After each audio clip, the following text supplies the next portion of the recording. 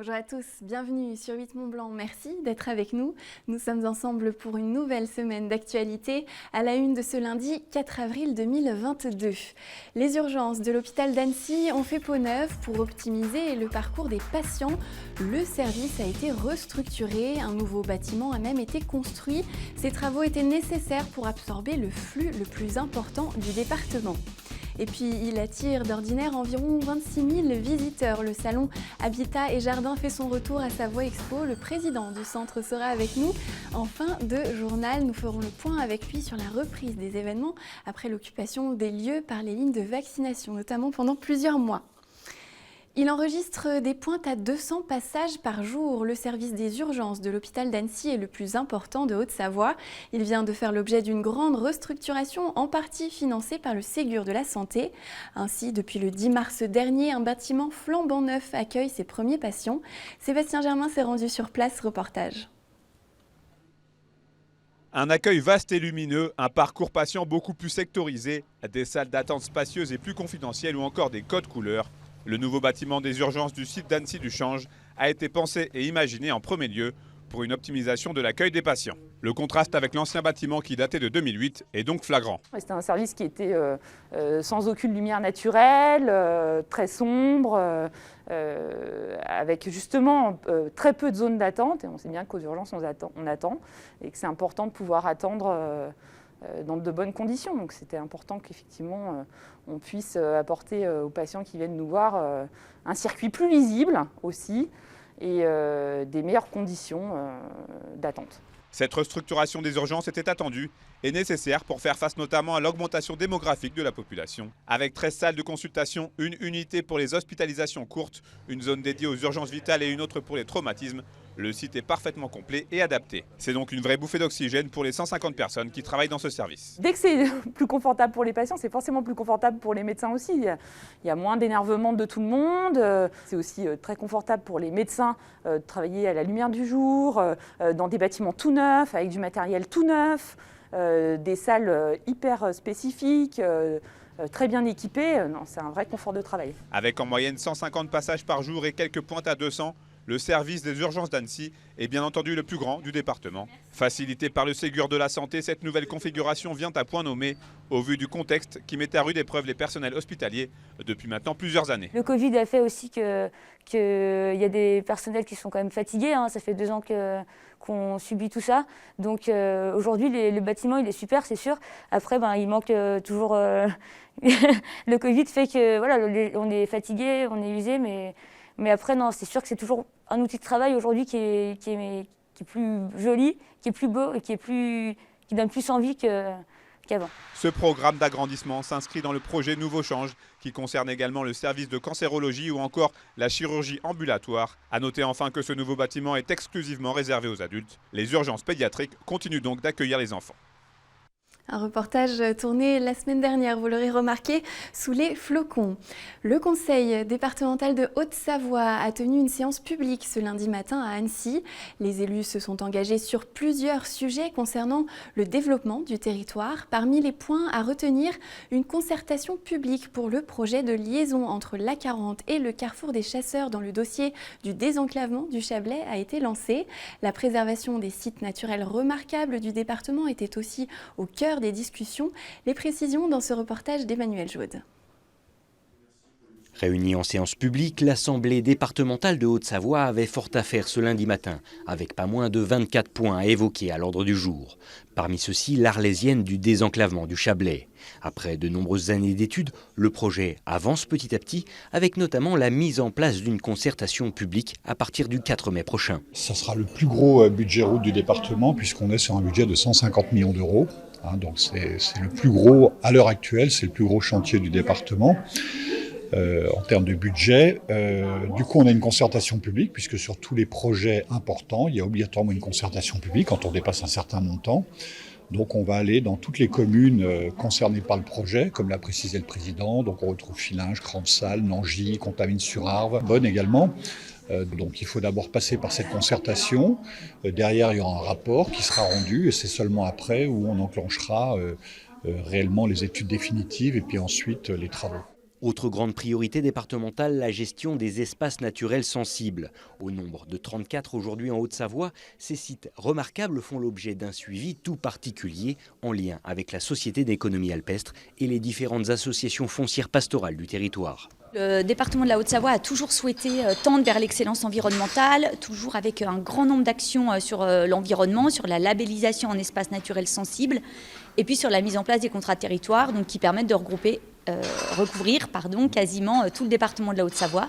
Donc une politique qui continue à se développer et un accompagnement très fort en termes de subventions du département pour la mise en place de ces actions. La plupart du temps, ça fait vraiment consensus, surtout que la labellisation espace naturel sensible n'est pas une mise sous cloche, donc elle n'empêche pas l'accueil du public, elle n'empêche pas aux espaces de vivre, je dirais. Donc il n'y a pas de blocage, c'est jamais compliqué sur le terrain.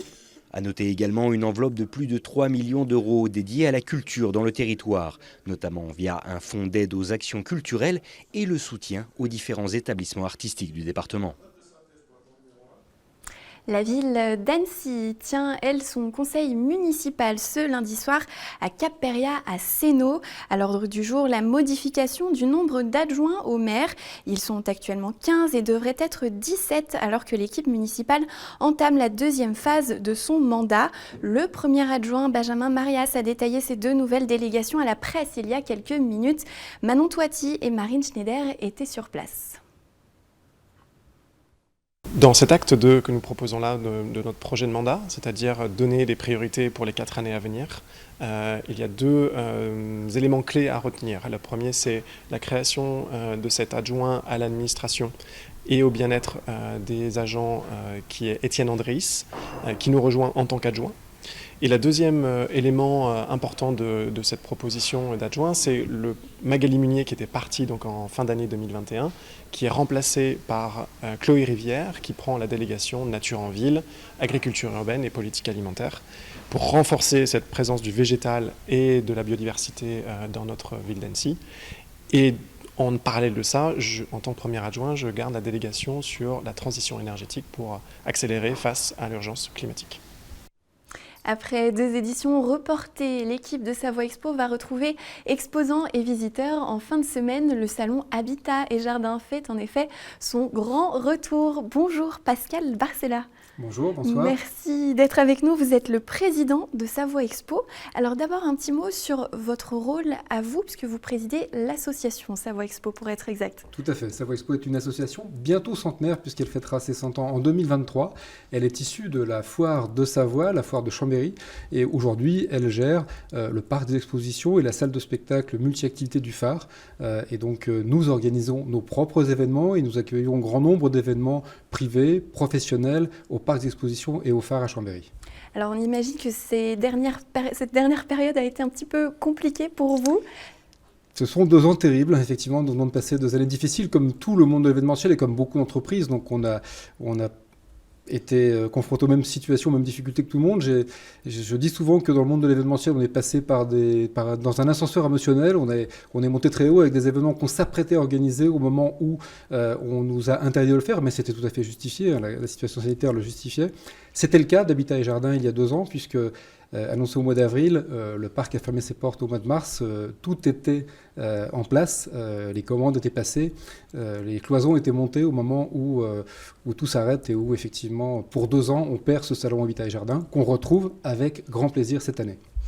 Comment vous vous relevez justement après cette période-là? On vous imagine heureux de retrouver déjà ce salon?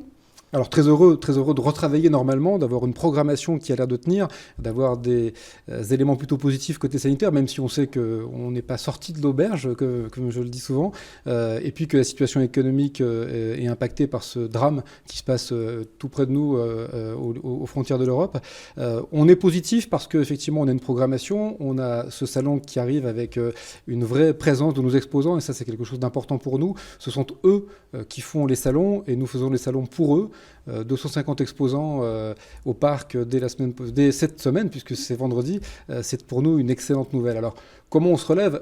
On a résisté parce qu'on a été aidé, comme beaucoup d'entreprises, on a été aidé dans la normalité, rien d'exceptionnel pour le monde de l'événementiel. Donc on a tenu des événements. Savoie Expo a réussi à organiser ces 2 foires de septembre, 2020, 2021. Donc pour nous, c'est très important. Quelques événements professionnels se sont tenus, malgré tout. Et tout ça nous a maintenus dans une situation d'équilibre, précaire et fragile, mais d'équilibre. Et puis, les centres de vaccination qui ont aidé tous les parcs à tenir. Et ça, c'était la meilleure nouvelle dans une situation dramatique. Alors, l'événement important, c'est le salon Habitat et Jardin qui se tiendra donc à partir du 8, vous l'avez dit, jusqu'au 11. Quelques mots sur ce salon, qu'est-ce qu'on trouve dans ces allées ? Alors on trouve 250 exposants qui vont montrer leurs produits et leur savoir-faire. C'est vraiment le salon de l'habitat et du jardin. Donc c'est celui, il faut venir absolument quand on veut rénover, changer quelque chose dans son appartement, quand on veut revoir ses extérieurs, quand on veut mettre un abri sur sa piscine ou construire une piscine, ou quand on veut revoir une terrasse ou poser un store, une pergola, enfin quand on veut changer quelque chose dans son habitat. Et une étude récente prouve que 77% des Français, dans notre situation actuelle, veulent changer quelque chose dans leur habitat. Donc, il me semble que ce salon est le bienvenu pour ce faire. Et il sera marqué par des temps forts, des conférences, un programme aussi pour les enfants, j'ai vu sur le site. Tout à fait. Vous avez parfaitement parcouru le programme. Donc, nous n'oublions personne, donc effectivement les 250 temps forts, ce sont les 250 stands de nos exposants, on y tient, ce sont eux qui font la richesse de ce salon, mais nous allons effectivement accueillir un programme de conférences. Vous apprendrez à entretenir votre bonsaï, vous apprendrez à intégrer de la biodiversité dans votre jardin, vous apprendrez à tailler, vous apprendrez à planter des tomates et avoir de la réussite, pas seulement les planter, mais avoir des tomates sur vos plants. Voilà, c'est ce type de choses qui seront évoquées pendant les 4 jours du salon avec des conférences qui reviendront. Et puis bien sûr, les enfants ne sont pas oubliés. On les fera travailler sur des sujets. Ils repartiront avec une petite boule qui va fleurir chez eux s'ils l'arrosent et s'ils la travaillent correctement. Et puis on va les mettre en scène et on va leur permettre de construire quelque part leur maison. On va les mettre en scène avec un casque sur la tête, avec toutes les étapes qui sont nécessaires à construire une maison. Et pour des enfants, je pense que c'est très, très, très éducatif et très intéressant. Un beau programme donc à retrouver dès vendredi soir. Le salon, je l'ai dit, il attire d'ordinaire environ 26 000 visiteurs. Vous pensez qu'ils seront au rendez-vous ? Alors on ouvre vendredi matin et pas vendredi soir. Vendredi soir, c'est la première nocturne et ça c'est important. À Savoie Expo, on aime les moments un peu festifs et un petit peu différents. Donc on va ouvrir nos portes un petit peu plus tard vendredi soir jusqu'à 22h. Mais le salon ouvre à 10h. Je vous invite d'ailleurs à y être à 10h puisque de 10h à 13h, vous accédez gratuitement au salon. Donc c'est vraiment le premier jour pour l'ouverture, avec toujours cette ambiance un peu particulière de l'ouverture des salons, très sympathique. Voilà, donc effectivement, nous serons ouverts dès 10h vendredi prochain. Est-ce que les visiteurs seront au rendez-vous après ces périodes qu'on a vécues ? On sait que pour les salles de spectacle, de cinéma, c'est un petit peu compliqué de faire revenir le public. Vous allez croire que j'ai éludé la question, mais ce n'était pas le cas. Non. On sait qu'effectivement, nos événements sont plutôt un petit peu en baisse de fréquentation. Évidemment, les craintes sont là. Covid est toujours là parmi nous. Je comprends tout à fait qu'effectivement, le public soit un petit peu réfractaire parfois à venir sur nos salons. Toutefois, les derniers événements montrent qu'effectivement, ça va mieux. Ça va mieux au handball où effectivement les salles sont pleines pour voir notre équipe de Chambéry. Et donc ça, c'est plutôt rassurant. Pharaonique a eu lieu il y a quelques jours au Phare et Benoît Rastier est sur une belle édition. Donc on est plutôt optimiste. Je pense qu'effectivement, on peut venir au parc en toute sécurité, passer un moment avec nous et découvrir ce qu'on va proposer à tous nos visiteurs. Quelle est la suite du programme pour Savoie Expo sur le printemps et puis l'été peut-être ? Alors, nous accueillons un grand nombre d'événements privés, professionnels. Donc ça, ce sont des événements qui sont accueillis au parc et qui ne sont pas très visibles par le grand public. Notre prochain événement de taille, c'est la Foire de Savoie, qui se tient au mois de septembre. Entre les deux, bien sûr, on va travailler et accueillir ces événements professionnels. Mais le prochain événement grand public, c'est la Foire de Savoie. Avant, Saveurs et Terroir au mois de novembre. Et puis des salons professionnels appartenant à Savoie Expo qui se tiennent aussi au parc. Rendez-vous donc en septembre. Alors. En septembre. Mais avant, il faut vraiment venir à Habitat et Jardin. Ce salon va être magnifique. 250 exposants, c'est une performance. Il faut vraiment... 80% des exposants sont de nos Savoie. On est vraiment dans un modèle de circuit court, quelque part. Si on veut consommer local et si on veut aller au bout de notre démarche, alors venez voir nos exposants. Ils ont un tas de choses à vous montrer, un tas de savoir-faire à partager avec vous. Et c'est vraiment ce qu'il faut faire ce week-end. Allez voter et venir au salon. On retrouve le programme sur le site Savoie Expo. Tout à fait. On trouve le programme sur le site savoiexpo.com. Et puis en allant sur le lien du salon, vous allez retrouver tout le programme, la liste des exposants, les horaires d'ouverture. On vous attend dès vendredi au parc.